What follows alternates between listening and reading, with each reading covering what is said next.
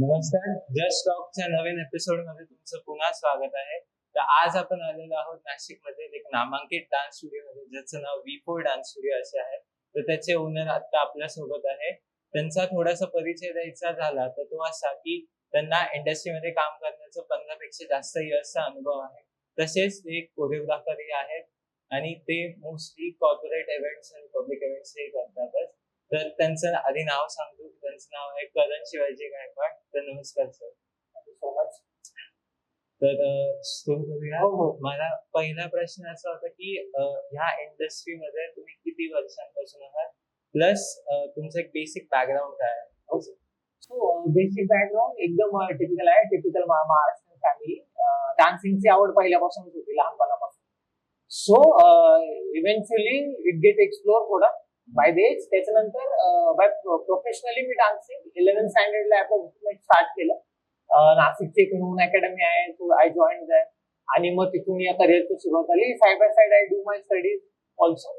आणि बस मग तिथून काम करायला सुरू केले. आणि आता ऑलमोस्ट 15 इयर्स झाले. Will do celebrity work, choreography, will do corporate events, wedding events, public events also. Everything which include the dancing, will do everything. मला हे विचारायचं होतं की 15 इयर्स झाले आणि तुम्ही म्हणता की 11th मध्ये सुरू केली. तर मग हा तो पिरियड होता का जेव्हा इंडियामध्ये DID आणि एक्झॅक्टली. सो एक्झॅक्ट तो हाईप टाइम होता की जेव्हा मी जॉईन केले क्लासेस. आणि त्याचे एक 6-1 महिन्यानंतर की 1 वर्षानंतर एक हाय टाइम होता की DID सारखे रियालिटी शो लॉन्च झाल्याने डान्सिंगचा हाईप एकदमच कोरवरती गेला. हाय टाइम होता आणि people are more admiring towards the artist and dancer त्या टाइमापासून. आणि एक वेगळा व्ह्यूनी बघायला लागले लोक की जो पर्सन जो डान्स करतो. त्याच्या आधी अननोटिसेबल होत्या गोष्टी. रियालिटी शोज जेव्हा एक्सप्लोर झाले तर त्याच्यामुळे जे आमच्यासारखे लोक होते, जे ग्राउंड लेवलवर शिकत होते ड्युरिंग द कॉलेज डेज, तर फार फरक पडला त्याचा. लोकांचा पॉइंट ऑफ व्ह्यू वेगळा होऊन जातो. आणि आज पण कोणी पण डान्स करतो ना, तर इंडियामध्ये कॉमन क्वेश्चन चालला, तू DID मध्ये काय नाही. कॉमन क्वेश्चन आहे. मला पण आता पण हिट करतो तो क्वेश्चन बऱ्याच वेळा. कुठे जातो, कोणी रिलेटिव्ह असतो, बरेच जण विचारतो. तुम्ही ट्राय केलं? We already did DID. मी ऑलरेडी DIDच्या स्टेजवर परफॉर्म करून झालेलो. सो सेकंड असं होतं की मग जे कॉमन व्ह्युअर्स आहेत त्यांना डान्सर, कोरिओग्राफर आणि मास्टर एक असतं. तर ह्या तिघांमधला डिफरन्स काय हे सांगू? डिफरन्स जेव्हा डान्सिंग आम्ही शिकवतो ना, किंवा कोणी पण ऑडियन्स आमच्याकडे येते, तर प्रत्येकाची रिक्वायरमेंट वेगळी असते. कोणाला स्टेज परफॉर्मन्स पाहिजे, त्यांना माझे डान्सर्स पाहिजे ते परफॉर्म करतील. काहींना स्वतः परफॉर्म करायचं तर ते शिकतील. आणि काहींना बेसिक ट्रेनिंग पासून पाहिजे, from basic to the advance professional dancing शिकायची. 3 सेग्रिगेशन सेक्शन आहेत आणि याच्यात खूप मोठी तफावत आपण म्हणतो ना, ती आलेली आहे. तर एखादा स्टेज शो रन करणं, आपली क्रिएटिव्हिटी टाकून आपल्या डान्सर कम्प्लिटली डिफरंट थिंग. तर तो झाला एक प्रॉपर कोरिओग्राफर. जेव्हा एक क्लायंट आपल्याकडे येतो की त्याला स्वतःला परफॉर्म करायचं ना, तो माझा क्लायंट आहे, त्या टायमाला I have to be a very good teacher. आणि जेव्हा कोणाला प्रोफेशनल ट्रेनिंग द्यायची, that time I have to use my skill from the basic, जिथून मी शिकलो 0 to V up to the mark जिथपर्यंत मी आलेलो. तर खूप फरक आहे. एक कोरिओग्राफर वेगळा असतो, तो त्याची क्रिएटिव्हिटी पूर्ण शो करतो, त्याच्याकडे प्रोफेशनल ऍस्पेक्ट्स असतात कम्प्लीट. जो एक टीचर आहे त्याला फार एक्स्ट्रीम पेशन्स लागतात. कारण की जो व्यक्ती समोर आलेला आहे त्याची बॉडी लँग्वेज चेक करा, त्याला काय सूट करेल, त्याला एक्सप्रेशन येतात की नाही, त्याला बाबा गाणं समजते की नाही, त्याला म्युझिक तरी समजते की नाही, इथून विचार करावा लागतो. And when it comes to the professional training, that time I have to be very strict. मग की हाफ एन आवर वॉर्मअप करायचाच तर करायचाच. जर हाफ एन आवर स्ट्रेचिंग करायची तर करायचीच. आज जर पूर्ण एका तासात फक्त एकच स्टेप करायची, मग ती 1000 वेळा झाली तरी चालेल. So it's a huge difference तिघ कामांमध्ये. सो नेक्स्ट असं विचारायचं होतं की एक प्रत्येक आर्टिस्टची किंवा एक परफॉर्मरची एक कर्मभूमी असते आणि एक जन्मभूमी असते. सो तुमच्या दोन्ही सेम आहे? माझी सेम आहे. जन्मभूमी कर्मभूमी same. I start from Nashik. आणि मी आता पण मेनली जे स्टुडिओ आहे ते नाशिक मध्येच आपलं सिच्युएटेड, गंगापूर रोडला. मेनली जितके पण पॅन इंडिया लेवलवर आपण प्रोजेक्ट करतोय ते मेनली कोऑर्डिनेट इथूनच होत आहे. आणि आपण सगळे जे बेसिक ट्रेनिंग रिहर्सल्स काय असतं ते प्रॉप्स अलाइनमेंट वगैरे सर्व कोऑर्डिनेशन लॉजिस्टिक सर्व इथूनच करतो कोऑर्डिनेट बाहेरपर्यंत. तर ती जन्मभूमी कर्मभूमी दोघं नाशिकच. सो मग तुम्ही मुंबईला नाही जायचं काय हो. केलं कधी? हा गुड क्वेश्चन. ऑलवेज हा क्वेश्चन नेहमी येतो मला की मुंबईला का जात नाही. सी एक टाइम होता मला लेट सी विल कॅल्क्युलेट 2018 नंतर तो कोविड आला. कोविडचे 1 वर्ष आधी 2017-18च्या आधी जर आपण प्लॅन केला असतं काही करायचं, मी तर तेव्हा पण करत होतो, तर तेव्हा मला बऱ्याच वेळा मुंबईला ये जा करावी लागली. मुंबई पुणे इव्हन दिल्ली ऑल्सो आता पण जावं लागतं. पण आता ना इंटरनेटमुळे things are getting very compact. म्हणतो ना आपण ते जग जवळ आलं इंटरनेटमुळे. आता इतकी गरज नाही पडत की मुंबईला जाऊशी वाटेल ठीक आहे. कारण if you are good in your work आणि तुमचे ऑनेस्टली तुमचे थोडे कॉन्टॅक्ट जर चांगले आहेत आणि थोडं मार्केटमध्ये तुमचं नाव चांगलं आहे की लोकांना वाटतं की तुम्ही ठीकठाक काम करताय ते आपल्याबद्दल वाटतं, तर मग कंटिन्यू जाण्या येण्याची गरज नाही पडत. जेव्हा प्रोजेक्ट असतील तेव्हा जायचं काम करायचं will come back to. Sometime people wants to come here कारण मुंबईची लाईफ जास्त रश. क्लायंट्स इकडे येणं जास्त प्रिफर करतात की सर तुमच्याकडे प्लेस असेल तर विल कम, आम्ही 8 दिवस ते आपण सगळं सेटअप करतो स्टुडिओ. सो आता ते इंटरनेटमुळे ती कनेक्टिव्हिटी थोडी वाढली, त्याच्यामुळे आता मुंबईला जाण्याची जास्त गरज नाही पडत. पण मग तरी मेन जे इंडस्ट्री आहे हा बट ऑब्विस कारण ते डिक्लाइन कोणीच नाही करू शकत की सर्वात hard solid what you call substantial काम सर्वात जास्त मुंबईलाच होते आता पण. So ultimately I have to go. आता नाही आता जाऊन येऊ नये, थोड्या टाइमनंतर I have to be there permanently. It has to be done. Next असं विचारायचं होतं की आपण स्टार्टिंगलाच बोललो की DIDN त्याचा सगळ्याचा इम्पॅक्ट होता की तिथं त्याच पीक मध्ये तुम्ही पण शिकले. सो माझा एक रिलेटेड क्वेश्चन असा आहे की DID एक पीक पिरियड होता आणि त्यानंतर जो सेकंड पीक पिरियड आला माझ्या मते तरी तो होता ABCD वाला किंवा मग जेव्हा डान्सिंगच्या मूवीज. तर मग त्याचा पण मग तुम्हाला ऍज अ टीचर जर तुम्ही तेव्हा शिकवत असाल तर कसा पडला आणि ऍज अ स्टुडंट खूप त्याचा डान्सिंग एक्सप्लोर होण्याचा ना फायदाच झाला मला. कारण एकदम बेसिक ग्राउंड लेवलचं एक्झाम्पल देतो. आधी वेडिंग होत होते आधी पण वेडिंग होत होते ऑब्वियस.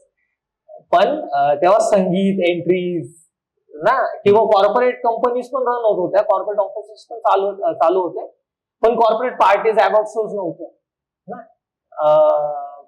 कोणतीही गोष्ट घ्या आणि आजकाल साधा तुमचा कोणता पण इव्हेंट असला पीपल नीड डान्स. काही असो, वेडिंग असो, कॉर्पोरेट असो, पब्लिक इव्हेंट असो, लॉन्च असो, तुम्हाला लेट्स से कार बाईक काही लॉन्च होते कोणते product, people need dance there at least थोडा ना.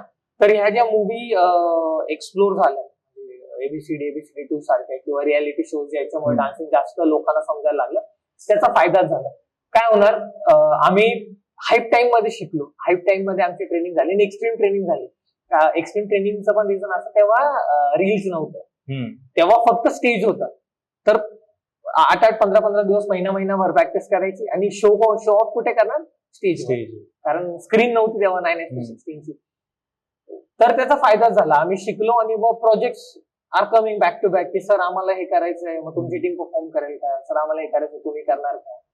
सो ह्या ज्या गोष्टी जे मूवी झाल्या किंवा जे रिअलिटी शो मुळे गोष्टी समजायला लागल्या किंवा एक्सप्लोर झाल्या, फायदाच झाला त्या गोष्टीचा. मलाच नाही, सर्व जे पण डान्सिंग मध्ये काम करतात, नॉट इव्हन डान्सिंग, मीडियामध्ये जे पण लोक काम करतात, let's see now you guys are shooting this ना, तर तेव्हा पण जे हाईट टाइम वर हे काम करत होते त्यांना पण फायदा झाला. म्हणजे लिटरली लाईट सेटअप वाल्यापासून तो कॉस्ट्युम वाल्यापासून सर्वांनाच ते काय म्हणतो माहिती गंगा में सगळी हात धुया असं झालं. नेक्स्ट असं होतं की जे हे आपलं परफॉर्मन्स जे नवीन येत आहे अजून या फील्डमध्ये, सो त्यांना आता तरी पॅरेंट्सचा सपोर्ट असतो किंवा मग पॅरेंट्स होते, तुम्हाला त्यावेळेस काय सपोर्ट येतो? कारण की तुम्ही सांगितलं की मिडल क्लास फॅमिली होतं, डिफिकल्ट क्वेश्चन आहे. आणि असं नाही तेव्हा नाही यार, आम्ही आता पण फेस करतोय.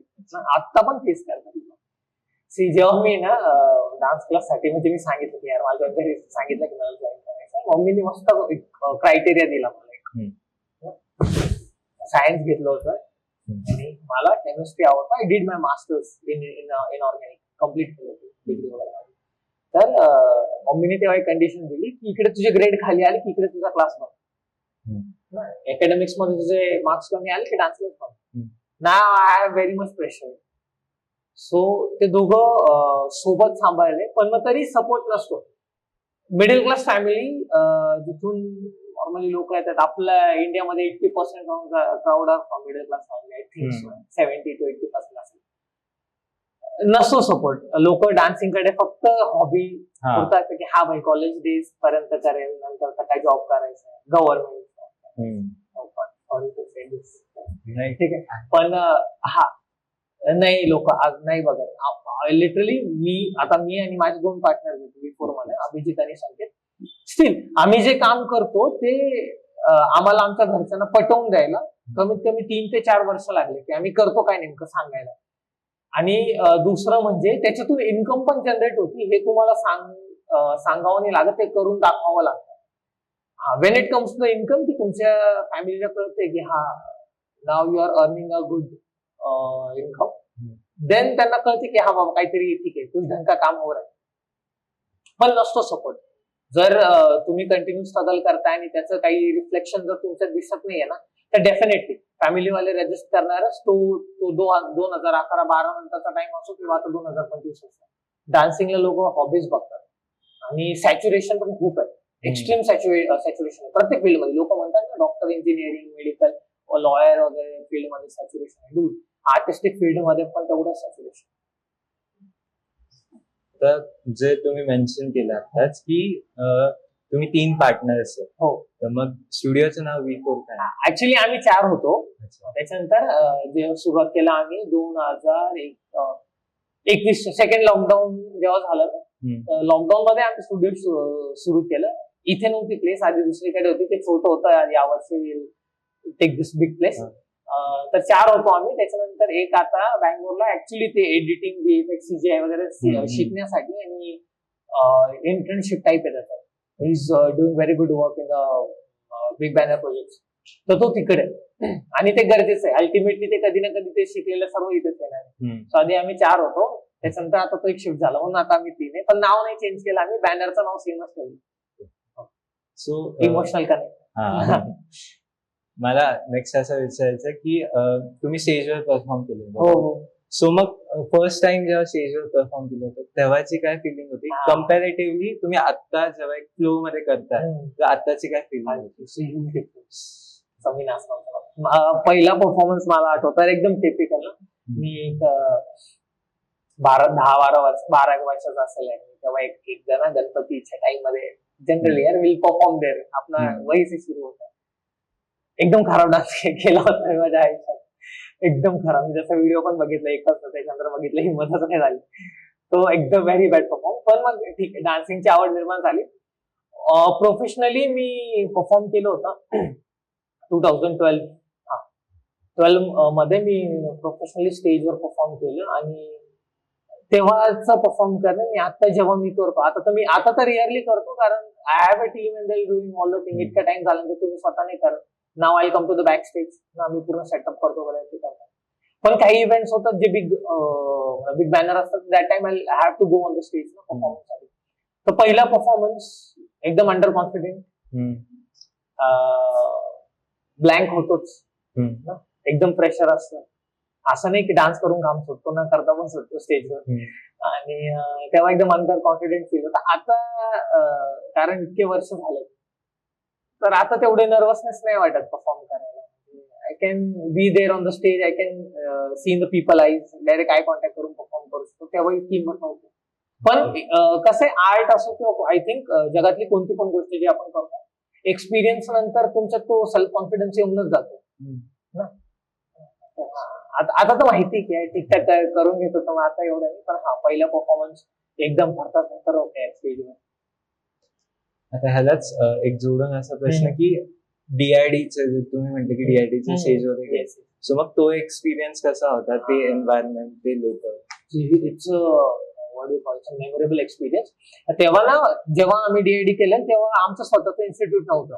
आम्ही चौघं एक एकदम नामांकित एक इन्स्टिट्यूट आहे. नाशिक मधूनच एमर्ज झालंय ते. आणि I don't know, we are suppose to take the name, correct? We can take the name. Okay. So Dance Fit म्हणून एक इन्स्टिट्यूट आहे. It's biggest dance channel in YouTube. They are holding their position. Tejas डोकेरेचा owner आहे. आणि आम्ही त्यांच्या team मध्ये होतो आणि तेव्हा आम्ही DID केलेलं ऍज अ टीम. त्यांनी आम्हाला गेस्ट परफॉर्मन्स बोलवलेला. तर एक्सपिरियन्स सांगतो एक छोटासा. संकेत जो आता माझा पार्टनर आहे, आम्ही दोघं एंटर केलं होतं. पहिल्यांदा स्टेज बघितला DIDचा, पूर्ण बॅक साइड, फ्रंट तो circle stage, lights, almost huge camera, ultimate numbers off camera की तुम्ही ब्लिंक करता ते पण कॅप्चर होईल इतके कॅमेरा ना. ह्यूज लाईट सेटअप आणि कलर, बापरे बाप. समोर जजेस बसलेले आहेत, करीना कपूर इज देअर, सरोज खान बसलेले आहेत, बॉस्को सर बसलेले आहेत. तो अल्टिमेट एक्सपिरियन्स. आम्ही गेलो आणि ते लाईट्स वगैरे पाहिलं आणि संकेताने मी 2 मिनिटं आम्ही स्तब्ध होतो. फक्त लाईट्स तिथे परफॉर्म करायचं. कारण तेवढा मोठा स्टेज, ठीक आहे, त्याच्या आधी केलेत, बरेच यूज केले. त्याच्या आधी मी बॅक ऑफ द टाइम मी कोकोकोला पासून असे बऱ्याच कंपनीचे इव्हेंट केले. पण तो जो स्टेज सेटअप होता ना, इट्स हिलेरियस. तिथला जो वाईब आपण त्या ऑरा एक्स्ट्रीम होता, एक्स्ट्रीम. आणि तिथे लिटरली मी सांगतो, तिथे जेव्हा टेक्निकल्स केले होते आम्ही, म्हणजे जेव्हा तुम्ही परफॉर्म करता त्याच्या आधी टेक्निकल्स असतात तुमच्या स्टेजवर, की तुमचे मेजरमेंट, तुमचं डिस्टन्स कॅल्क्युलेशन, तुमचं फॉर्मेशन बसतायत की नाही वगैरे वगैरे गोष्टींसाठी. एक स्टेज टेक्निकल, एक रिहर्सल असेल, technical rehearsal. We forget the steps in technical rehearsal. आम्ही विसरलो होतो. मला पण आता सांगितलं आम्ही विसरलो होतो step. We did at least 3 times रिपीटवर, तेव्हा ते स्मूथली झालं. पहिल्यांदा आम्ही विसरलो होतो, जस्ट बिकॉज ती वाईब इतकी हेवी असते आणि तुम्ही पहिल्यांदा जाताना हँडल नाही होत, एक्सपिरियन्स नसतो ना.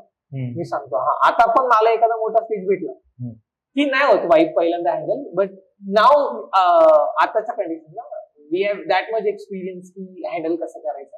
पण तेव्हा सगळं नवीन होतं. सो ट्रेमेंडस वाईब एक्सपिरियन्स होता मस्त एकदम. हे सगळं टेक्निकल साईडला की डान्स मध्ये पण टाइप्स असतात.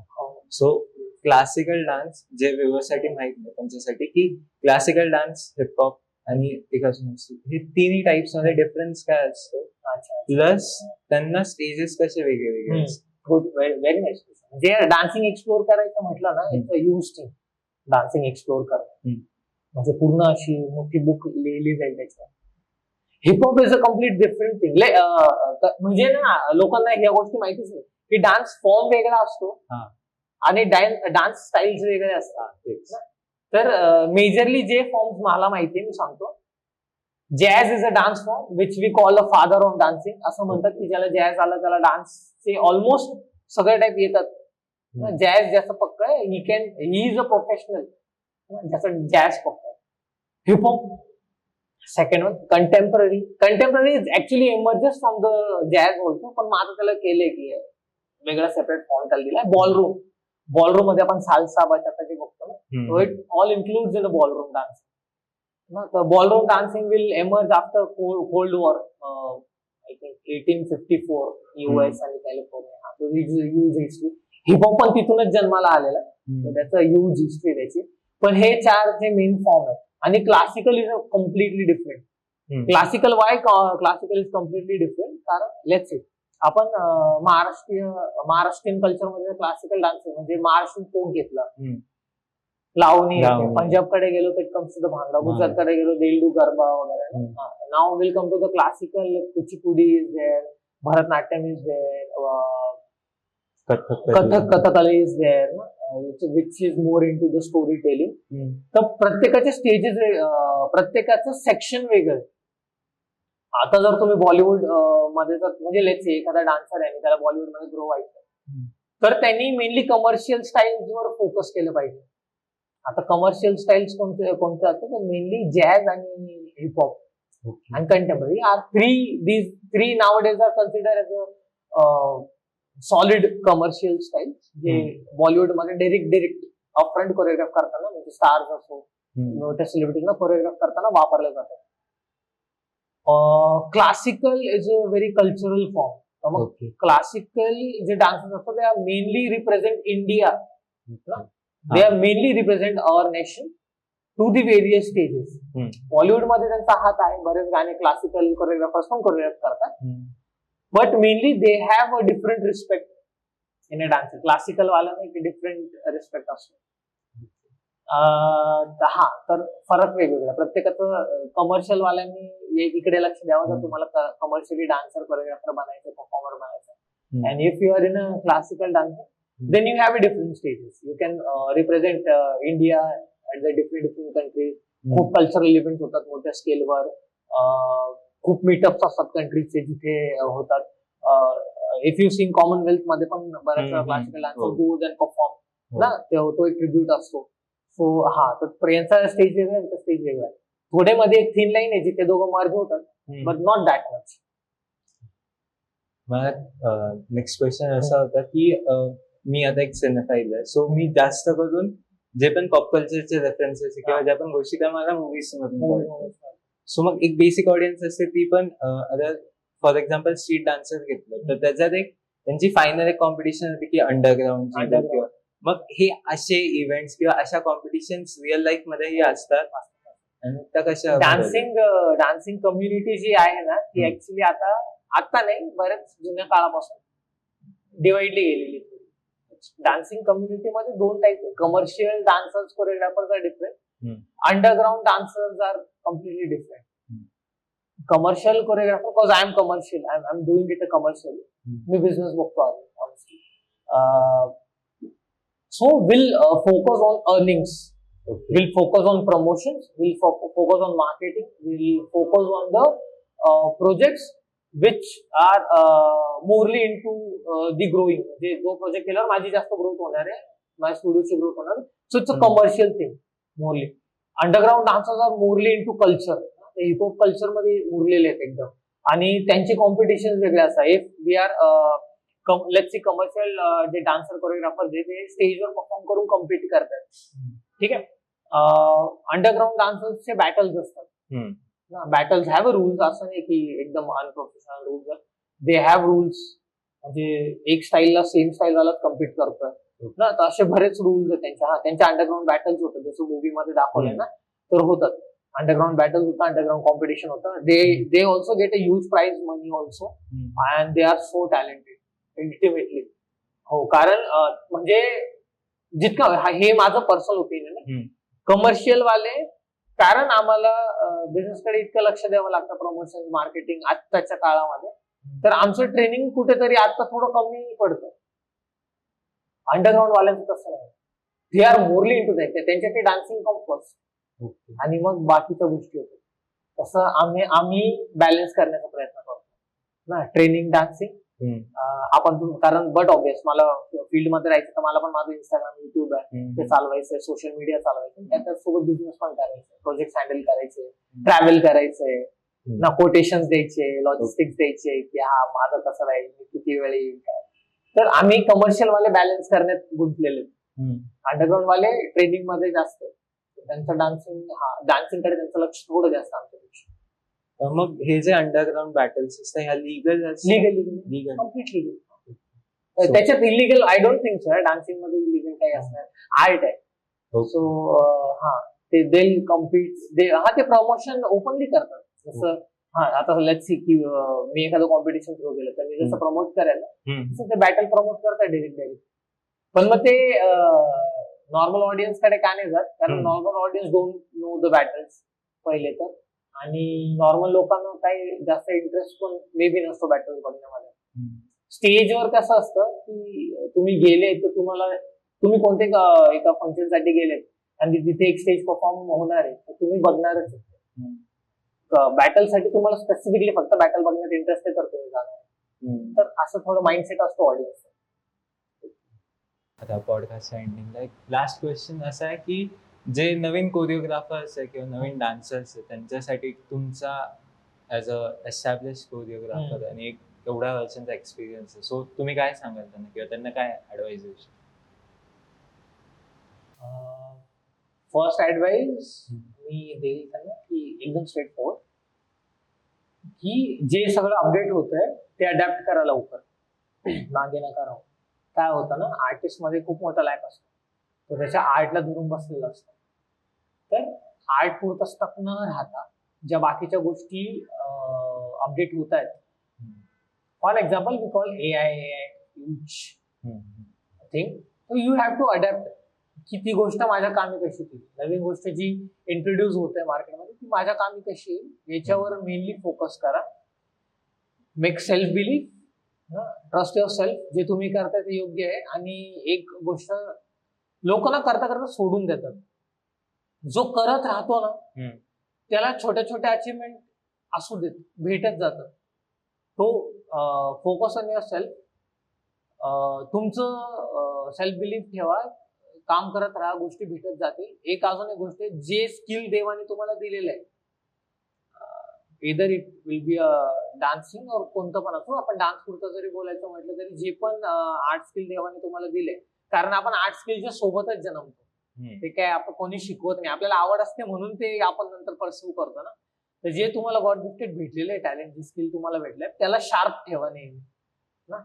त्याला जंग म्हणतो ना आपण, गंज लागून जातो लोकांना. तर त्याची धार शार्प ठेवा तुम्ही. You have to be updated, त्याला नेहमी शार्प ठेवा, त्याला सोबत घेऊन चाल. कुठे ना कुठे नक्की पोहोचणार तुम्ही. आणि असं नसतं की यार खूप लोक आहे आता मला नाही भेटणार. प्रत्येकाची जागा असते कुठे ना कुठे, तिथपर्यंत पोहोचायचं असतं. 3 गोष्टी फॉलो केल्या की तुम्ही अल्टिमेटली पोहोचणार आहे तिथपर्यंत. हो, पण मग मध्ये हर्डल्स खूप येतात. इट डिपेंड्स की तुम्ही हँडल कशा करताय गोष्टी. आणि आपण नाही सांगू शकत कोणाला की कोण कसं हँडल करते. एका इंडिव्हिज्युअलवर बऱ्याच फॅक्टर्स अफेक्टिंग असतात आजूबाजू. But still you have to believe yourself, believe on your god. तुमचं टॅलेंट स्किल शार्प ठेवा आणि अपडेट होता. कीप अडॅप्टेशन तुमची असली पाहिजे, मग गोष्टी इझी होतात करायला. खरंच खूप छान वाटलं आज मला बोलून. मी पण ऍक्च्युली खूप दिवसांतर डिस्कस केलं डान्सिंग बद्दल. खूप वर्षानंतर मी डान्स बद्दल इतकं डिस्कस केलंय. अदरवाईज मी नाही बोलत, म्हणजे मला बिलकुलच नाही आवडत डान्स बद्दल बोलायला, कारण लोक उलटे सीधे प्रश्न करतात ना. मला एंटरटेन करायला नाही आवडत. पण मग मला जेव्हा कॉल आला होता की पॉडकास्ट द्यायचं, म्हटलं पॉडकास्ट तो दे नाही चाहिए, बहुत टाइम हो गया बात भी नहीं की. मला पण खूप आवडलं. Thank you so much. सो हे होते करण गायकवाड, आणि आज ह्यांच्यासोबत बोलून खूप गोष्टी नव्याने कळल्या. जसे डान्सिंग फील्ड बद्दलच्या ज्या पण खूप मिसकन्सेप्शन्स असतात किंवा जे इन जनरल क्वेश्चन्स असतात त्यांचंही उत्तर मिळालं असेल अशी मी आशा व्यक्त करतो. आणि जस्ट टॉकचे असेच नवीन नवीन एपिसोड येत राहतील, नवीन नवीन गेस्ट येत राहतील. सो जस्ट टॉकला फॉलो करा, चॅनलला सबस्क्राईब करून ठेवा. आणि तुम्हाला काय वाटलं किंवा तुम्हाला कोणते नवीन गेस्ट हवे त्यासाठी कॉमेंट करा. थँक्यू.